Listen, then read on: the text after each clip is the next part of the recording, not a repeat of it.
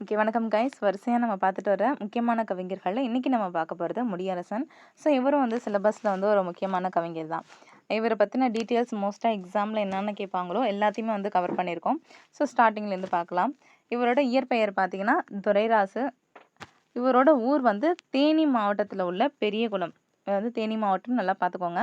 இவரோட பெற்றோர்கள் அப்படின்னு பார்த்தீங்கன்னா சுப்புராயலு அண்டு சீதாலட்சுமி.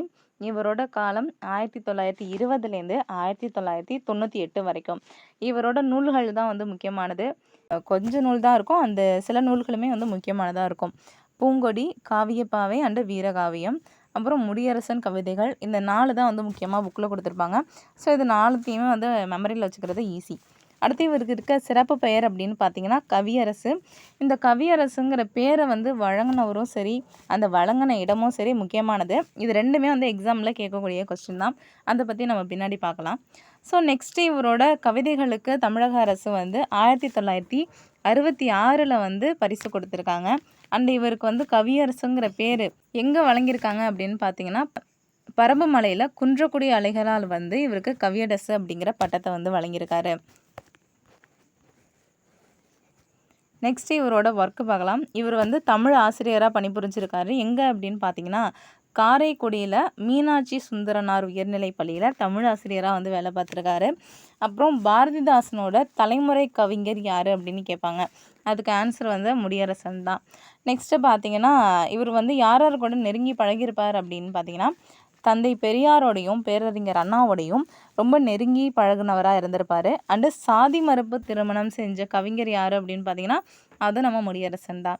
அப்புறம் இவரோட கவிதைகளுக்கு வந்து சாகித்ய அகாடமி விருது வழங்கலைனாலும் இவங்க வந்து அதை வந்து ஆங்கிலத்தில் வந்து மொழிபெயர்த்திருக்காங்க. இவரை பற்றி மற்ற கவிஞர்கள் வந்து பாராட்டுனது பார்க்கலாம். பாரதிதாசன் வந்து இவரை வந்து என்ன சொல்லியிருக்காங்கன்னா என் மூத்த வழித்தோன்றல் எனக்கு பின் கவிஞன். நம்ம ஏற்கனவே பார்த்தோம் பாரதிதாசனோட மூத்த கவிஞர் அப்படின்னு யாருன்னு பார்த்தோம்னா முடியரசன் அப்படின்னு. ஸோ இந்த லைனை பார்த்தீங்கன்னாலே நம்ம ஈஸியாக கண்டுபிடிச்சிடலாம். அடுத்து அண்ணா பார்த்தீங்கன்னா திராவிட நாட்டின் வானம்பாடி. இது வந்து முக்கியமாக எக்ஸாமில் அடிக்கடி ரிப்பீட்டடாக கேட்குற கொஸ்டின். திராவிட நாட்டின் வானம்பாடி யாருன்னு கேட்பாங்க. அது முடியரசன். அப்படி யார் வழங்கியிருக்காங்க அப்படின்னு பார்த்தீங்கன்னா அண்ணா வந்து வழங்கியிருப்பார்.